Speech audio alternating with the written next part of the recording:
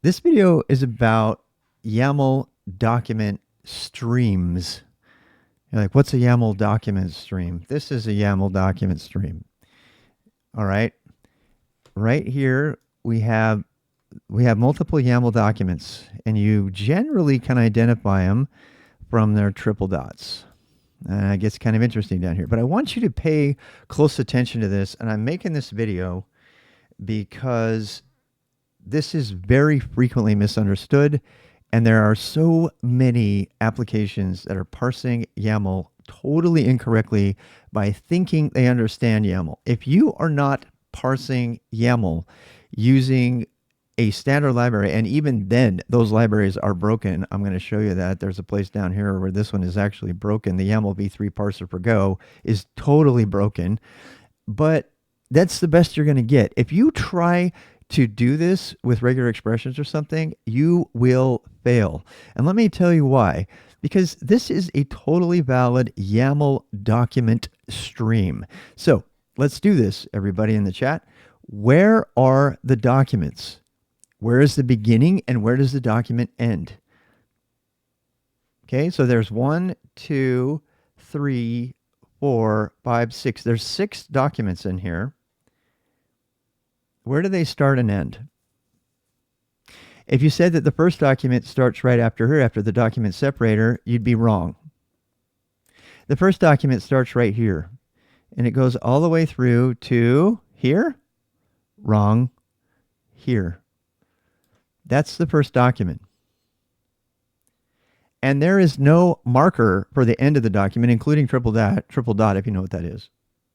That does not indicate the end of a YAML document.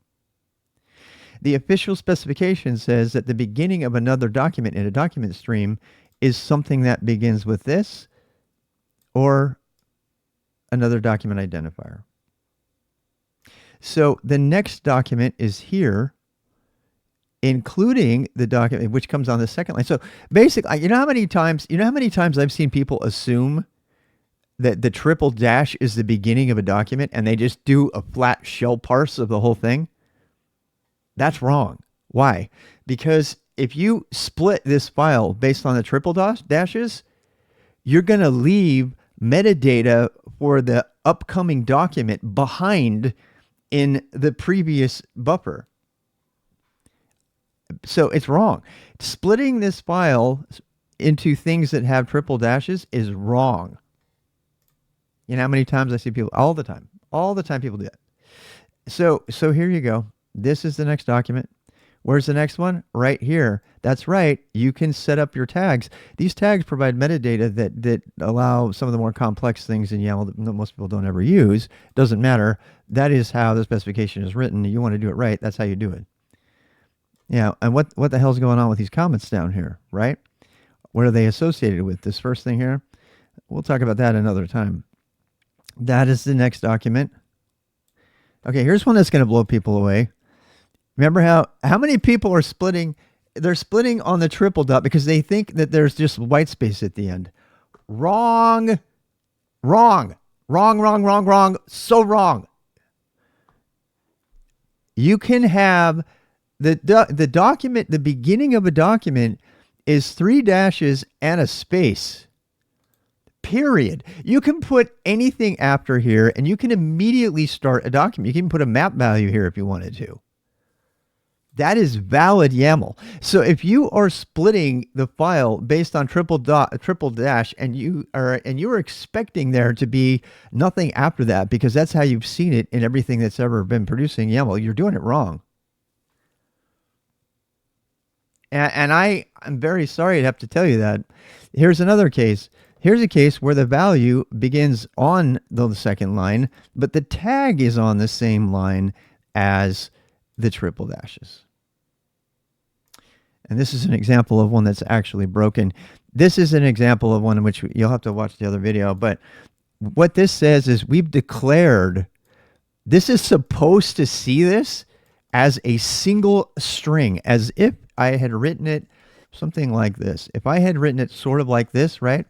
By putting the bang bang str up here as the tag definition, This is by specification supposed to be interpreted as a single string, and it is not interpreted as a single string by the YAML v3 library created by Canonical, and now, which is now the final authority in YAML 4. It's built into everything, Kubernetes, everything. So that is, I'm going to prove, I'll show you how that's not a thing. Here's another one. So this is, what is this? This is a valid YAML document containing what? Containing a sequence, right? 1, 2, 3. And we're not even going to get into the regular things people complain about when they do YAML. They complain about false and true and all that stuff, which are interpreted differently by pretty much every single parser out there. So hopefully this will give you a heads up, because if you're going to go through and you're going to parse YAML data and you're going to split it, number one, don't split based on triple dash. Don't do it.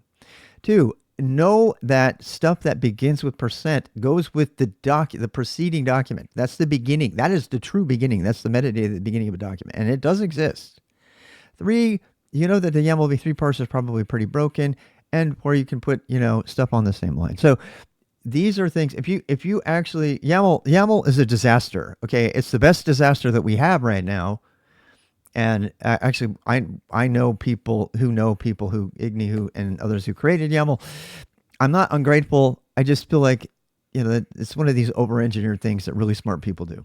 They have a good idea, and then they throw a bunch of other shit in there that doesn't belong.